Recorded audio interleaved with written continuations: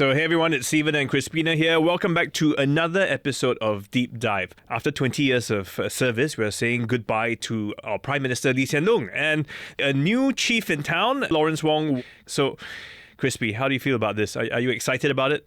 Well, whenever there's news about political changes, the newsroom gets very excited. Yes, we were all a bit surprised by some of the appointments. So, of course, Gan Kim Yong as Deputy Prime Minister, that was a bit out of the blue. Many of us had thought it'd be one of the 4G ministers who would step in and take on the helm.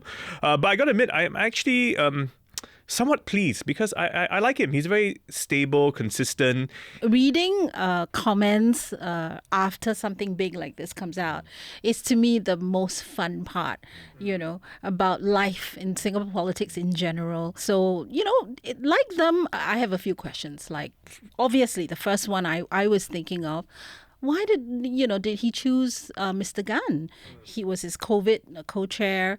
I think they had a good relationship, but I was thinking it might be, like you, Steve, a peer from his own. So thankfully, we have two political observers here to give us their views.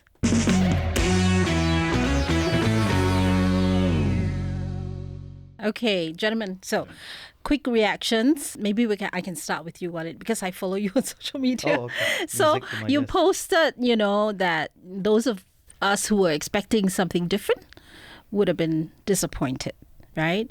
That this is not the kind of government that does drastic changes. In a sense, it's classic PAP. Very steady. What's your take? Indeed. So that was my take. It was classic PAP, but also classic Lawrence Wong, I feel. Like very cautious, very safe, nothing too extravagant, nothing too bombastic. Gan Kim Yong, people can see him as a DPM, like even if people didn't see him before this, right? Mm-hmm. I guess the question is definitely why not a 4G? Looking at the comments online, people are speculating already, why not a 4G, right? So who's next in line? Who's going to be your number two? And these are issues that definitely need to be ironed out sooner rather than later. Okay. Don't bet against the PAP to give you surprises as far as transition is concerned. I think they take this very seriously and they'll be very, very cautious. If you look around the region, PAP wants to make sure that transition, if anything, this is a generational change, is going to be smooth. This is not the only transition you will see. You've got to see a very long-term transition that will take place. Singaporeans will come to learn that Lawrence Wong is more politically astute than many people thought. I think it was a real political class act to do what he did. You got to tell us more. Yeah, Why do you say you've that? got to explain to us. I think he has time. He's not in a rush. You can see that. He really make use of the senior cabinet heavyweights that he has. Two as senior ministers and two as deputy prime ministers. And quite clearly, they are not going to be the 4G. So I think he will pick the future leadership of 4G very much depending on how they perform in this election, because for a new Prime Minister requiring a strong mandate, everybody has to carry their weight. No matter how good you are, if you don't get your votes, it's the same for him. If Lawrence Wong doesn't perform this election, you will have a different Prime Minister. Basically, the two DPMs they don't have to contest for the top job or have to contest for the key appointments, whereas the 4G people, in his cabinet will have to do that. And this buys him time. Absolutely. The 4G ministers the rest of them, other than the two senior ministers and deputy prime ministers, are not gunning for the prime ministership or future deputy prime ministers or even ministers. That will depend on how they perform in this coming election. Very clear, because it's going to be contested, and I think PAP cannot afford to have ministers who cannot carry their own weight. I wanted to pick up on that. These appointments are done with the elections in mind. I think a lot of people were speculating like the more senior ministers like Teo Chee Hean and Ng Eng Keng to step aside. But clearly, over the past couple of years, the PAP front bench has taken a hit with President Tharman leaving, Iswaran and Tan Chuan Jin. So for the ministers to go round the GRCs, especially the less safe GRCs, not dropping Teo Chee Hean and Ng Eng Keng immediately, I think is with one and a half eyes on the elections. Then after the elections, then maybe we'll see more. Absolutely. That's how I see it. Yeah, I see it that way too as well. Okay, so everything is kind of being geared really towards the coming elections. So that's also where we talk about the recent promotions. There's some younger ones who have come into the fore. Rahayu, she's only 43. Desmond Tan, Low Yen Ling, they all been promoted. But also Murali has been brought in as Minister of State and Sean Huang as Senior Parliamentary Secretary. So some of our listeners will probably be thinking, in the first place, who are some of these people? They may not even have heard of them, and yet they're taking on these portfolios. So why them? Why now? That is the case with most political office holders. Very few people know the entire list of parliamentary secretaries, senior parliamentary Unless you're a secretaries. journalist like us, then you have to. yeah, exactly. But that doesn't mean they are not important. They are important. I'm quite pleased. I expected to see more. But then I just checked myself. Okay, this is the typical cautious approach. Also, you expected it, you're saying? No, I was very pleased to see Rahayu being promoted to Minister of State. I think I see her one day as a full minister. Okay. Maybe the others as well. I expected to see some others like Xie Yao Chen, for instance, but which maybe after the elections we'll see more of this. But definitely I was expecting more. And the other question I had was, our Prime Minister is still going to be the Finance Minister. He has to hand over that portfolio eventually to someone, and that will also be an important thing to take note of. If you look at these appointments that you mentioned, they're not earth-shaking. They're not major ministerial appointment. But if you study the personalities very carefully, you see how strategic PAP has been. They are actually showing up who they potentially think can be somebody of the future, so that people get exposed a bit earlier. In the coming elections, you can see if they do perform well, they are going to feature somewhere. Certainly, they must have the confidence to do that. So they will, like you say, you have not seen them, but you will see them a lot more now that they've surfaced. But if you look at what they are doing, they provide an additional layer should Lawrence decide to make some major changes. Right. And you can see this, they are providing depth. What the 4G leadership lacks is the exposure and depth within the top leadership. And bringing them early, providing them exposure and hopefully political depth. I think that is a good move. Yeah, because Rahayu is only 43, right? It's not earth-shaking in many ways, but extremely strategic. So we were looking at the 9 senior minister of states, right? So there are 9 of them, 6 ministers of state. That to us felt like quite a big number, right? Is that also strategic, or that's normal?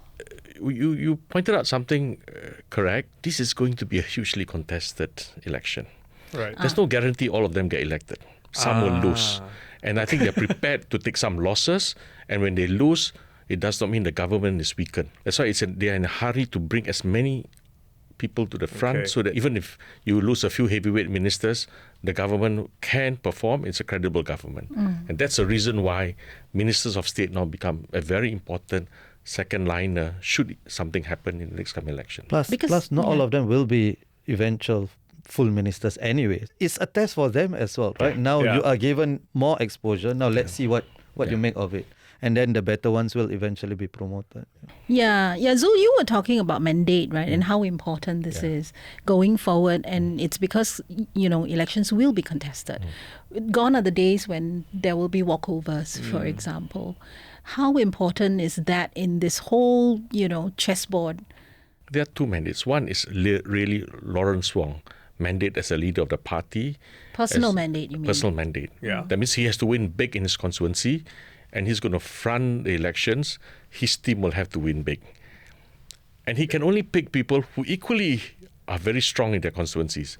And the reason is this government is going to face a huge problem.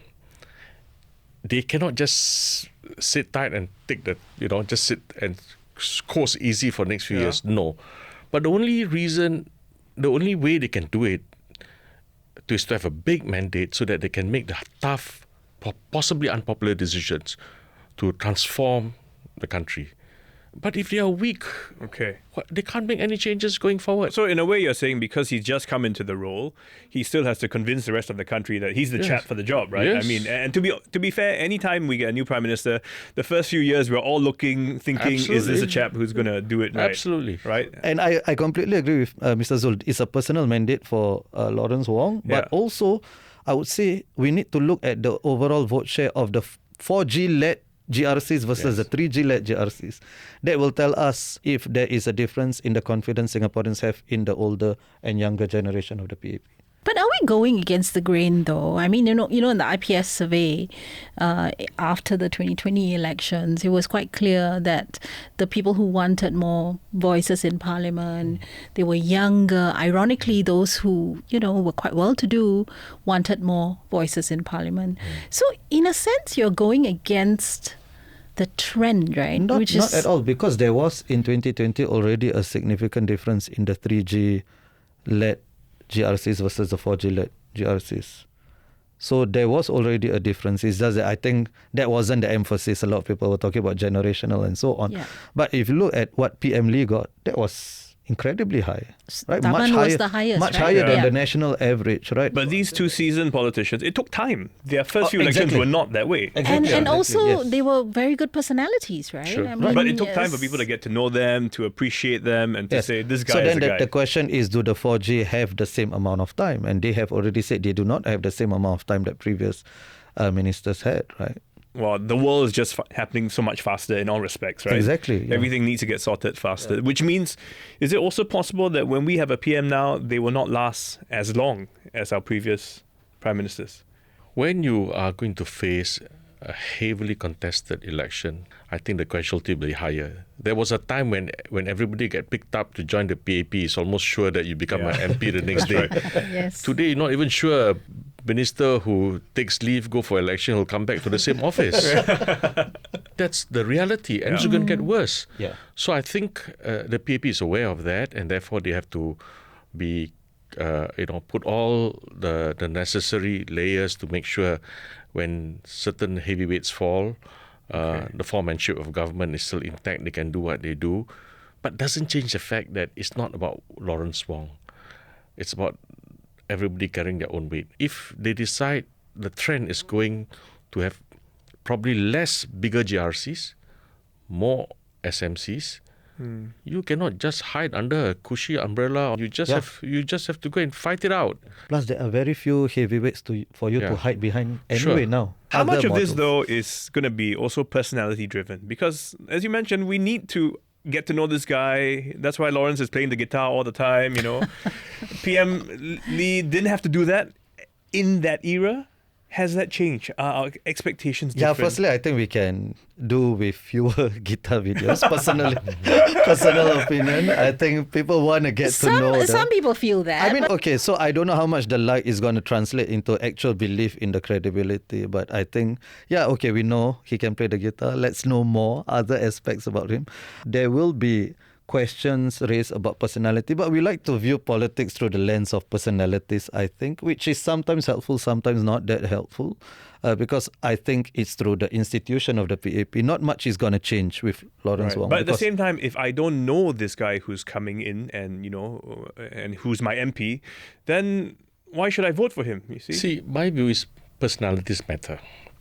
But the reality is you must first be elected as an MP before you can dream of being a minister. It's chicken and egg, right? I don't know you, so how do I vote So for you? you first have to be a strong MP, whether in your GRC or in your SMC.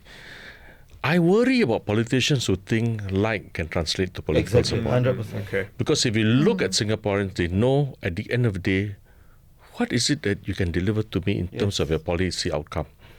Of course, when you say likable, it means your personality and your persona demonstrates to me that although you are part of an elite class, you can understand me. The optics matter.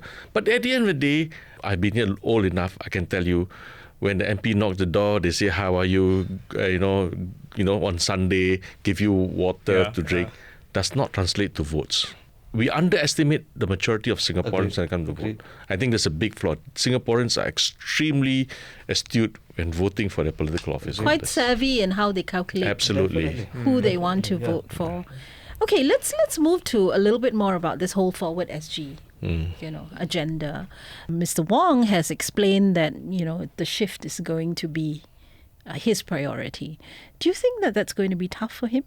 Well, I also don't want to read too much into Forward SG. The form and format is a bit of the past. He's not going to change very much. So he will follow some of the old formula, just carry it on, let people be familiar with, don't put too much of a heart attack in the system. But you're going to see a different Lawrence Wong perhaps after the election. If he's got a weak mandate, you see a different Lawrence Wong. If a strong mandate, I think you're going to see a different Lawrence Wong. Because he knows what he's up against. He has to make the change. People are not going to expect a maintenance manager just to carry it on. No.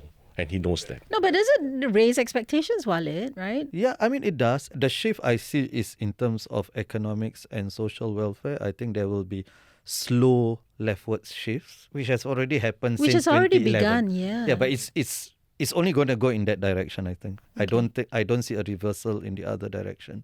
But politically, there was almost nothing that was said there, right, in terms of opening up. Are we going to see more contestations? How is it going to be? Is civil society going to be encouraged more? On that part, I agree with Mr. Zul that it'll be more of the same. Like, really, we shouldn't expect there to be a revolution. That is not the way. So I see part of the focus also of the media so far is, who is Lawrence Wong? He's this. We are trying to build up the personality, but he's still part of this institution which has been governing for so long, and they will remain the same. This is a small country. Yep. These guys, they've been bureaucrats all their life.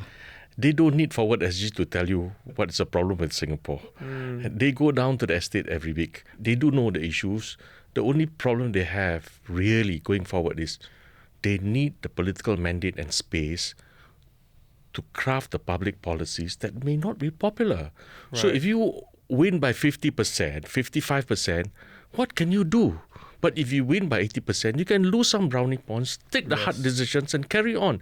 That's what Lawrence Wong needs. You're saying it's quite clear they know what we need as a country.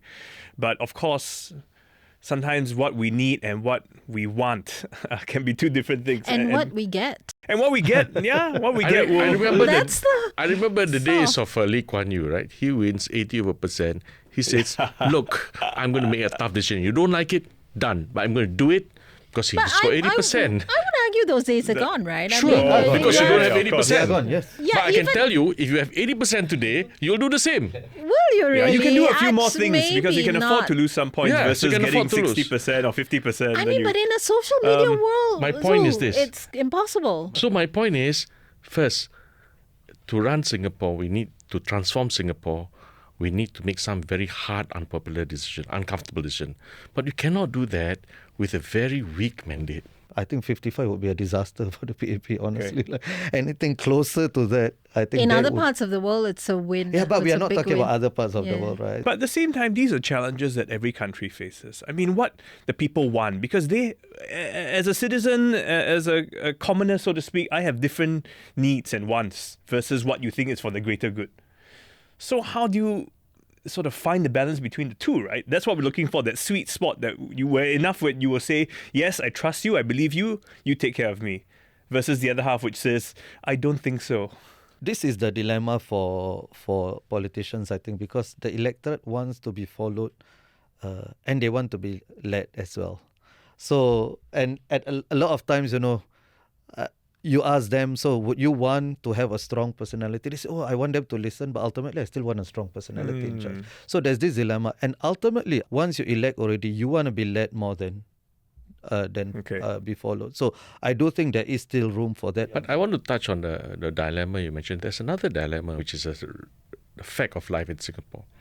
The fact is, for the last 50, 60 years, we have done well. But if you ask every Singaporean, they know this is not going to last forever. Yeah. Something tells them inside look, it's not going to happen unless some tough things have to be done. They may not know what, but they're trying to hold on to somebody who says, I hope you know what. But if you don't even know who I am, how are you going to get me there? One of the most contentious issues that is going to face the electorate is the HDB. Public housing starting at 500,000 and so on. I think it's a political ticking time bomb. But it's not a problem of Lawrence Wong's making. Of course, but he's a PM. He has to deal with it somehow. And that's why I think a creative, difficult decision has to be made where it is going to piss off a significant amount of the electorate. It just depends on who. It's issues like that where you really need a strong leadership. We cannot kick the can down the road. Well, to your point, you started HDB program with, I remember Ang Mo Kio 1984, a 5-room flat, $30,500, right?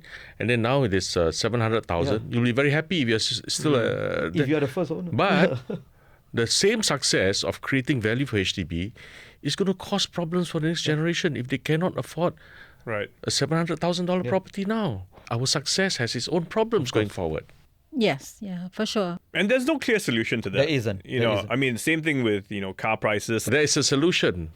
They have to find it because that's why they put their hands up to be a leader. But there will be no easy solution. Yes. Yeah, that's true. Which is why they need the mandate. Yes, absolutely. Yeah. Okay, last question. Okay, so we're 18 months away. Some people are saying elections will be this year. Some say next year. It's soon. Essentially. What do you think between now and then, about any significant changes, you think? Or it'll just be gearing up to win this at the best as they can? Yeah, I think it will be that. The priority has to be winning the elections. The election will be about the mandate. They will make this election about the mandate for Lawrence Wong and his team. Which of course could backfire. It backfired in East Coast, I think, to some extent in 2020. But also we have to be realistic that the vote share is not going to be 70%. Taman is an exception. That was a presidential election. So it's not going to be 70%. Anywhere closest to 65 would be a resounding success. Okay. The thing about this election is first there's going to be a new Prime Minister. If he succeeds, he will continue to be Prime Minister. The PAP government is the only government many of us have known. Still have enormous credibility and respect among Singaporeans, no question about it. But the strange thing is that this coming election is not going to be defined by PAP. PAP, if they are not challenged, we probably know what they're going to do. They take the time to do what they have to do slowly. They know it's going to transform the country. But the PAP is going to be defined by what the opposition is going to do. They cannot but respond. So if the opposition comes up with something credible and present to Singaporeans and can persuade an alternative and all that, PAP's got no choice and they've got to get up and running and to be seen to be far more superior and better able than the opposition. So whether they want to fight something on a high bar or low bar, the bar is set by the opposition. And I get this sense, as we've seen the last few elections, the ability of opposition members to craft alternative is becoming better in terms of the ability to persuade people, hey, I'm not that bad after all. That's right. I think definitely the opposition has not just a platform that Mr. Zul is talking about, the platform, but the candidates are getting much better. You can say some of them are PAP-esque, right, in terms of their credentials and so on. It's interesting that SDP's campaign proposals seem to be similar to PSP, going more on the Singaporean first. And that's an angle that the PAP has to be wary of. And then there's another flank, which is the Workers' Party, no blank check, which I thought was incredibly persuasive to many. That was was marketing genius in 2020. So that's another strand of criticism that the PAP has to be wary of. Partly it will be defined by the PAP in terms of this is our new generation, give us a mandate. Partly the opposition will set the terms of the debate as well, right? We want a more open Singapore, younger people want more diversity and so on in Parliament. And the PAP has to respond to that. I like to think that overall it's good for us. I think it's good for the country as well.